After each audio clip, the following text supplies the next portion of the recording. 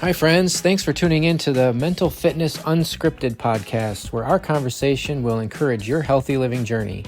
Inspired by our Team Quadzilla coaching motto, healthy living starts between your ears, we talk about mental fitness in ways that challenge us to think about our thinking regarding topics like habits, leadership, exercise, values, marriage, parenting, and faith. Our hope with this podcast is to sharpen you as we sharpen ourselves to be all we were made to be. So let's dive right into the conversation on this episode of Mental Fitness Unscripted. Morning, Chad. Good morning. What a great morning. Indeed. Indeed. So, Bedford. What is Bedford? Camouflage Bedford. Bedford. Yeah, that's the school in Ah. our town. We're in Bedford Township, so it's not Bedford Falls like the famous Wonderful life, movie. huh? Yeah, It's a Wonderful Life. But yeah, so I guess I'm representing the local school today. Okay. Top of the pile. I wore my polar bear again. So There you go. All right. cool. Well, hey, last week we didn't get to. I what happened? Oh, I was with my You were kids in traveling. New Yeah. York. Yeah. Yeah. Anyway, we had a really great visit, and we wanted to replicate it, and I did something horrible. I didn't write down what we were going to talk about. The only time we've ever planned this, and I didn't write it down. Yeah. So, We're like, let's do this again next week. This was really good. And then now we're like, I don't remember what that was. uh, Which is all the more reason why there's such value in recording. I I I actually have gone back and watched some of the previous ones because I'm like, I think we talked about that. I wonder what was all that about what again? was And it's what? like, yeah, then I found some decent encouragement there. So kind of like journaling, you have a record forever that to remind you of things. And I think for me, this video does the same. We talk about things that matter sometimes, and I like to be reminded. So That's great. Well, you reminded me that it was about contentment, so I'm going to let you lead yeah, out. okay, Make sure that we go down the right. yeah, all Sorry, right. So um, I got to move my chair. I keep tripping over it here, and I'm going to end up on the floors. There we go. um, so let's see, where do I want to start? I think contentment is a big deal because we live in a time of incredible opportunity and prosperity and options galore that it can be um, paralyzing in some ways to know what to do or how to choose. And then in other ways, it can promote kind of a ceaseless striving for the next thing, whether it's the shiny, whatever. We're hardly different than squirrels and dogs sometimes. We're chasing after whatever's right in front of us. And so I just thought, a pretty important exercise of mental fitness is to, I don't, maybe it just starts with some awareness about what contentment is and um, whether or not it's attainable, and then how, and then what does that mean for adjusting the way that we think about our life and our pursuits and our strivings. Um, just kind of breaking down an overview a little bit. I brought up an idea about the two sides of the striving coin, and how they're striving that is surely very good and necessary and productive and healthy. But there's also the other side of that coin in our striving where um, it can be the opposite, very destructive and all consuming and very selfish, or um, just empty, I guess, in a lot of ways. I see that in my own life. So just kind of wanting to wrap our minds around that for a few minutes and see if we can't maybe hash out some principles or maybe just a thought or an idea that might steer us in this idea of striving and contentment and balancing all that out. I what's funny is I have two flag poles. I On one flagpole I put the regular U.S. flag, 50 stars, 13 stripes, Yep. and that's out in front of my house. And then I have another flagpole that I have in the back of my house. So I've got one in front, one in back. And on that flagpole, I put old flags from the Revolution era. Hmm. And what's Interesting. interesting is, we think of the Betsy Ross flag with the 13 stars in a circle and the 13 Sure. stripes, and that's one of them. But there were actually several, and depending on where you were in the in the 13 colonies there, you may have a different flag that represented the United States at that time. And there's several of them. And so I'll trade those out every 2 weeks or something. And Hmm. this morning, I put up the Philadelphia Light Horse flag. So it was used in Philadelphia to represent the United States and their effort in the Revolutionary War. Okay. And it has a banner in there, and it says, "For this we will strive," Hmm. which is interesting. I put that up this morning, Yeah. Okay. and here you are talking about The key word striving, of the day. Yeah. and I love No that. coincidence there. No, I think it was providential. Yep. I believe that. And I love the word strive. I actually use it quite a bit in my volunteer work in my church. And what's funny is there's this. Here's my experience. This is just my experience. Most people, when I ask them, "Do you strive to do this?" in their brain, it triggers the word try. Yeah. I can see that. Okay, Yep. Sure. you know, um, Chad, do you strive to love your wife? And yeah, I strive. And what's interesting is I love the definition of the word strive. It says make great efforts to achieve or obtain something, Mm. struggle or fight vigorously. That's a lot different than try. That's a lot different than try. And so Yeah. I love that you use the word strive. And yeah, anyway, so it's interesting. The thing you were talking about, contentment in my as you were speaking, in my brain it triggered, does contentment come from inside of me or from outside? Mm. And sometimes I don't think we have a defined, what is contentment for me? Yeah. Okay, and is it a place? Is it an acquisition of I don't even know how to, stuff, a thing? Right. Yeah. Is it that, I'm content, and in my mind I see, laying on the couch, you've got food and, no pressure from anything. So, what is contentment? Um, I've seen people that are just in a huge crisis, totally content. Mm. Or you think about the children in oppressed or third world countries that have less than nothing and they're running around playing and laughing and They're content. seemingly content and they don't have any of that stuff or the sureties of safety or food or whatever um, that we so strive toward. So that's what shot off in my brain as you were Yeah. visiting is,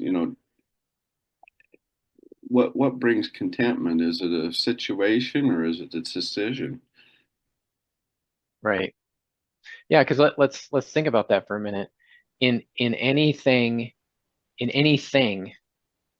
whether it's an achievement or a goal reached, a thing possessed, um, we've all had these in some fashion. And I can remember distinctly that whatever the effort was to get to that thing, there was great anticipation for the satisfaction that would come once achieving it, once crossing that finish line, or once getting the job or finishing the school or whatever. And for some period of time, it's fantastic. You're like, yes, I've arrived, I did it, or isn't this great or pretty or whatever. But then what happens?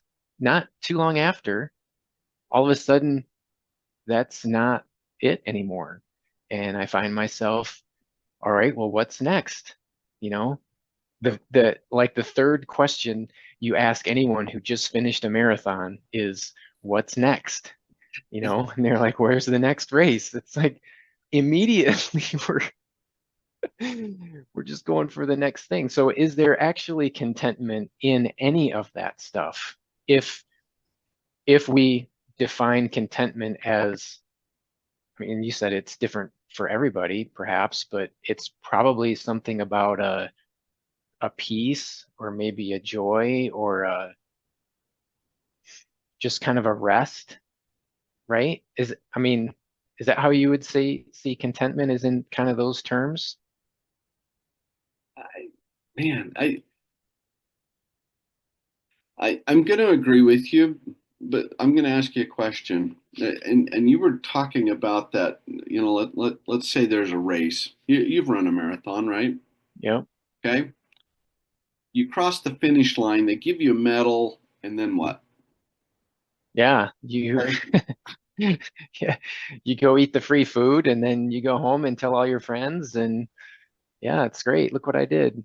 How often have you worn that medal? Yeah, exactly. It's just sitting here on the wall, collecting dust. Right.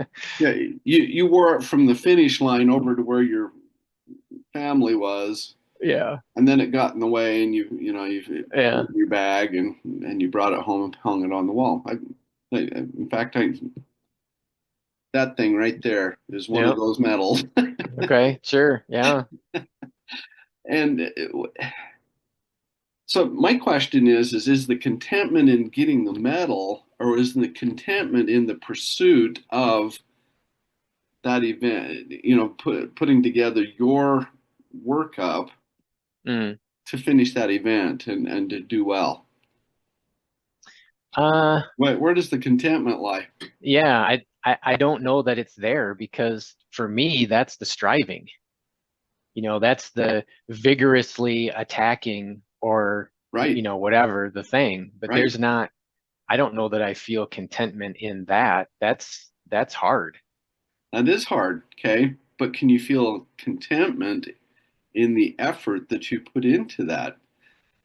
You can, Yeah, you can, but I also think that similar to the finish, I mean that thing only lasts a certain time too, exactly. right? I did my run today. I'm done, right? Yeah. Yeah. Now And what? Yeah. now what? Well, I got another one tomorrow. Okay. Yeah. And so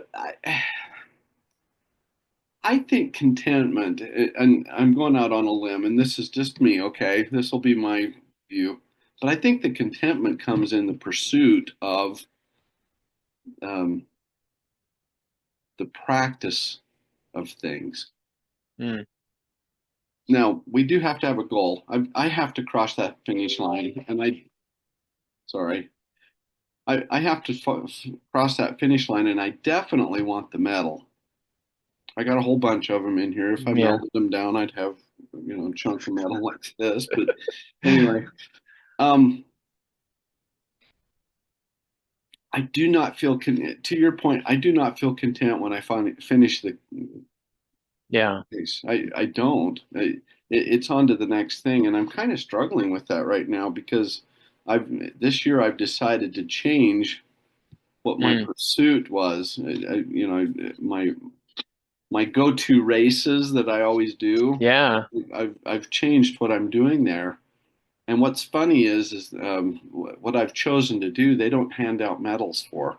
And so Mm, I'm I'm kind of yeah. I'm kind of in a dichotomy here.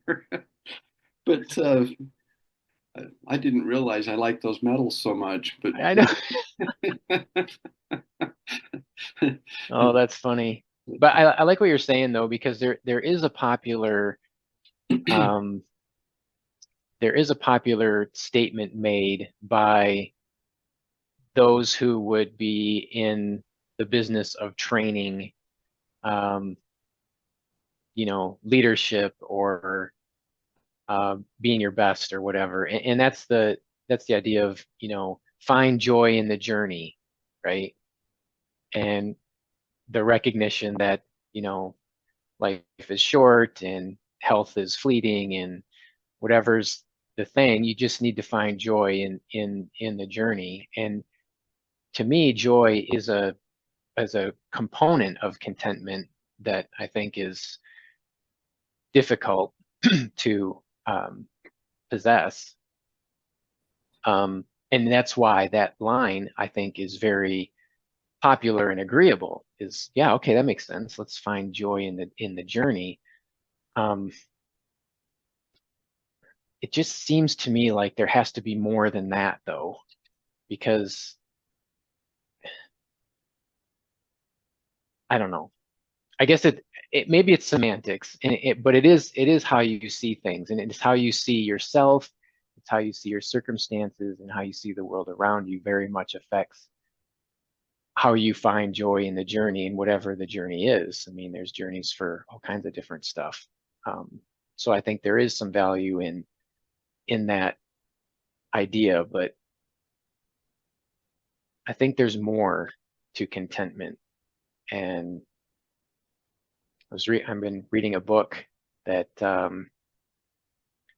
says very plainly that contentment is not what you have or what you don't have.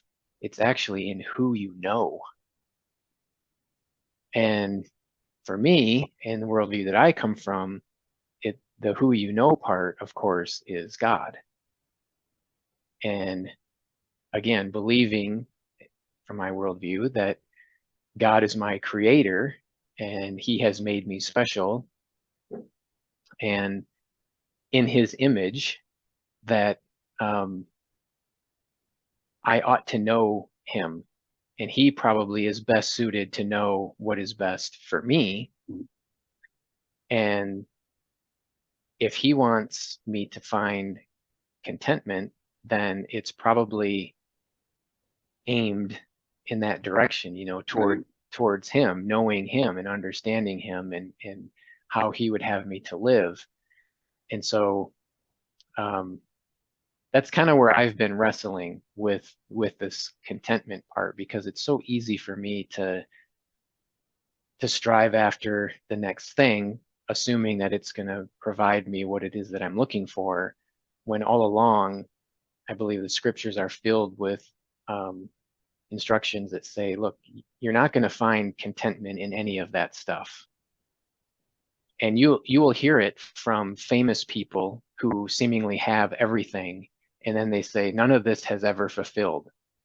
So regular, middle class person, me over here, is like, okay, if that's true of, fancy, rich, powerful person, then why am I trying the same thing in my own little way? There must be something else. And I believe God is telling us that you will find contentment only when you surrender all of that stuff and focus your attention on knowing Him. And I understand that that can sound a little bit crazy, but if we can admit that our strivings for these other things to provide us contentment don't work, then maybe it's worth considering the option that's provided for us in the Bible. I don't know. Yeah. I'm wrestling with that. No, I agree. I totally agree with that. I'm going to ask you a question though. Where's the finish line uh, on what you just explained? Where's the finish line? I mean, Well, when do you get your medal? that would be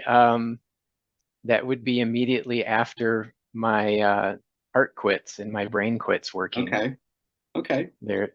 And so knowing that, and where I'm headed with this is I see it as a you said join the journey. It really is a journey, and sometimes we get all stuck on the finish line. You know, back to your marathoning. What do most marathoners do? You know, they finish the race, but what they're looking for is their personal best, right? Hmm. Okay, okay, hey, Yeah. I did okay. I didn't quite make my personal best on this one, so let's go to this race. Yeah. I need to Let's try change. again. I need to change my practice up. I need to. Does Yeah. that make sense? Okay, Yep. and so contentment, man. For me, it's just am I in this relentless, let's call it striving.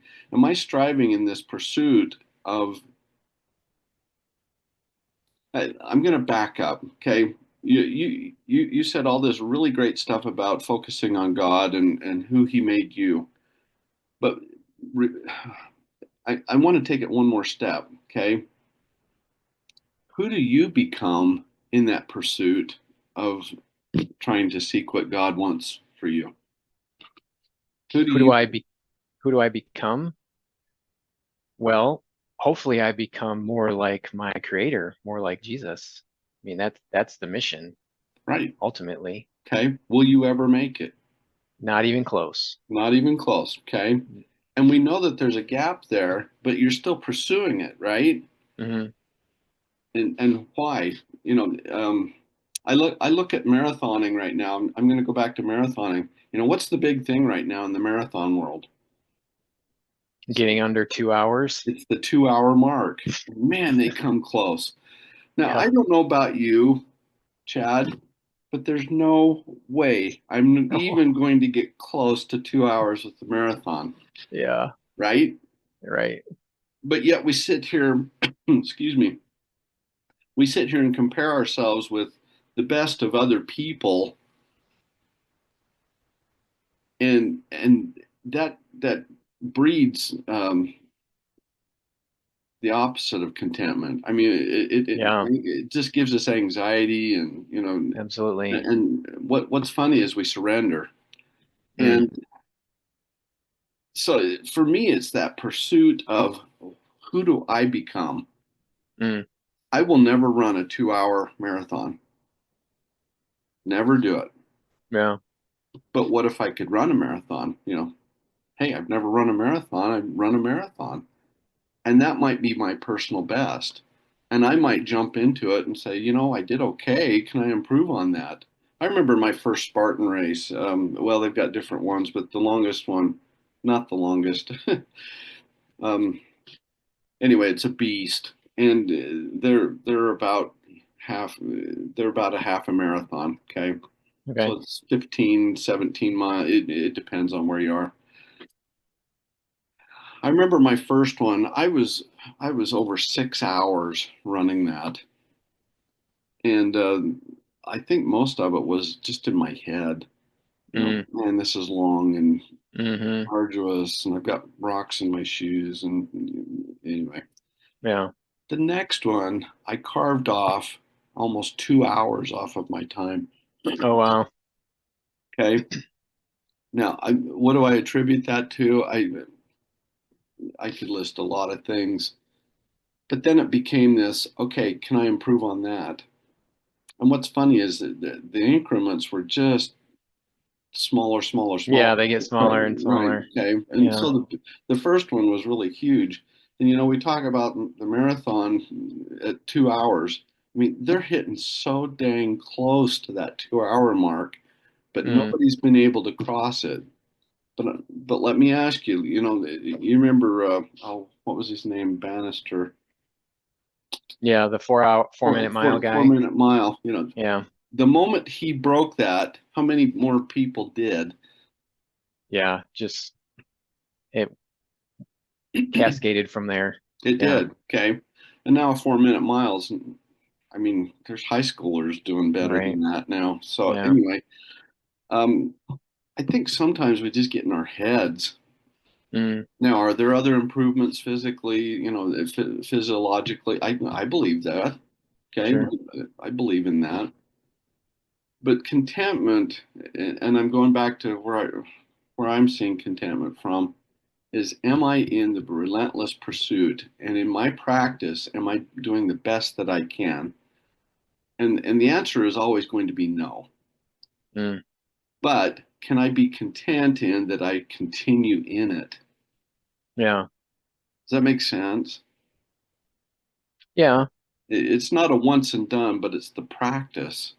And so I find contentment in the practice of, Yes. you Yeah, I know, can see that. you've trained for a marathon. Do you run at race speed every day when you practice? No, Yeah, you can't. rarely. You Yeah. can't. You'll just tear yourself apart. And so, in some things, I think that's what we try and do is run at race speed and then get really upset when man, I didn't do my personal best today. Mm, yeah. Well, did you show up? Yep. I don't know. Am I helping at all? Or am I just ranting? Well, I think there's such a connection between the striving and the contentment because so much of the striving, I think whether we recognize it or not, is in pursuit of some kind of contentment, right? And so where I'm where I'm leaning is um, how do we get that contentment, and is it even possible? And I would say that on our own or by our own efforts, it's fleeting at best. And there's always going to be the element of striving that is inside of us, um, that's never satisfied. And I want to believe that it's possible to live in that satisfaction at the same time that we're still striving to do our best and to grow and to be better. And there's a great tension in that. And I'm no psychologist or anything, but I just think that while they may sound like they're mutually exclusive some kind of way, I want to believe that you can have both, but it requires some mental fitness to recognize who we are and um, who's in charge and what ultimately is the reality of the world that we live in. And I think where I come from, I'm trying to grow in this idea of pursuing excellence in whatever I'm doing and getting better and striving in those healthy, good ways, but also recognizing that none of that stuff that I do on my own is ever going to get me to this place where I'm just like, ah, Made it. I made it, I'm content, I win, whatever. That doesn't happen until the other side of this life. And I think that might be hard for people to grasp if they don't share um, the worldview of where I'm at with God as creator and being ultimately in charge and um, Him I, being the source. I can I add to that? And let me tell a story about a friend I have. He's quite well to do, but he's very humble about what he has.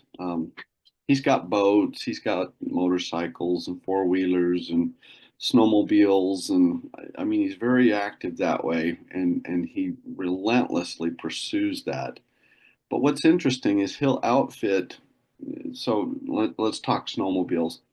He's got four children, and then he and his wife. Well, he has six snowmobiles for his family. But what's interesting is he buys four additional ones so he Hmm. can take somebody else with him. Mm. And he said, you know, this stuff doesn't mean anything to me unless I can enjoy it with somebody. Yeah. Not only my Yeah, family, that's good. but somebody else. Boating. He's always inviting another family to go boating with them. Um, Four wheelers, same thing. He always has four more Yeah. that he can outfit somebody else to go with he and his family. Um, they Hmm. have they have two cabins.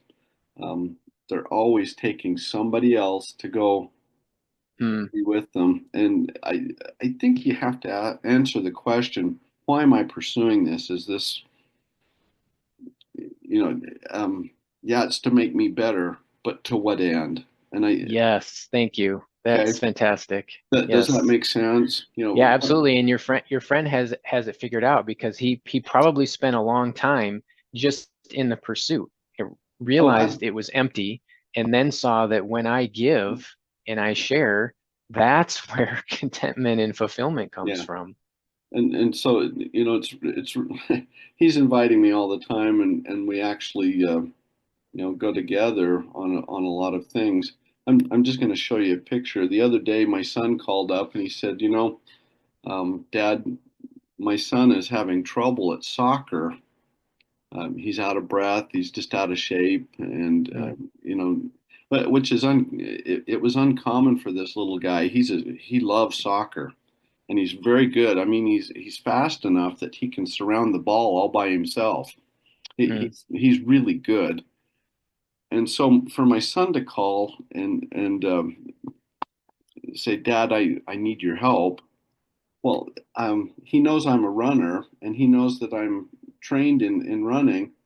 And so he said, Dad, will you come and run with my two sons and I?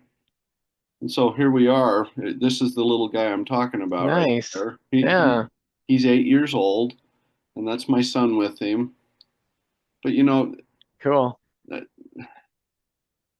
because I pursued what I love, they knew that I could help them. And Yes.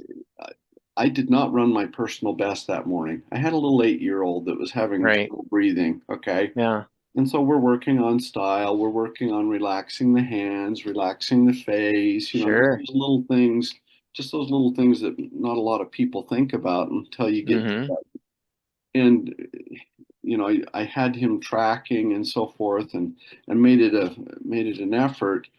And what's funny is my son came up to me, he says, Dad, thanks, I'm getting better too. And yeah, that breeds contentment for me. Absolutely. Okay, Yes. and so you know, I love our visit. By the way, we're we have 5 minutes, Okay. but I love my friend. In fact, I know several people like that. I've got a friend that he has three private jets, and every summer, I mean, he does all kinds of things, but every summer he takes this group of older men that are retired and you know they're widowers and so forth. They just don't get out, but he'll put them on an airplane, take them to Alaska, and take them fishing, and he'll fund everything. Yeah. Okay, That's cool. so why have the airplane? Well, of course he uses it for business, but he derives so much more contentment since that's what Yeah. we're working. And so, you know, why strive to have that airplane? Well, you know, it builds his business. Like I say, he's actually got three, but and a helicopter, but you know that builds his business. But at the same time, he shares so much. I mean, he's got a ranch not far from Yellowstone Park where he'll take people from all over the world. He'll fly them in and he'll take them up there, take them riding. Um, he has equipment that you can run a track hoe and a backhoe, and Yeah. a bulldozer, and he'll just have people go out there and have that experience. Well, why have those things? Well, he's got a ranch. He needs to keep it up and maintain it, and there's a reason for the equipment, but he shares it, and I think he derives so much more contentment sharing it Yeah. than just using it. I don't know. Yeah. I love that. I love that example. And I think you really nailed a key part of where I was hoping to land on the subject with contentment is that it's really not, it really shouldn't be a selfish pursuit because those things don't work.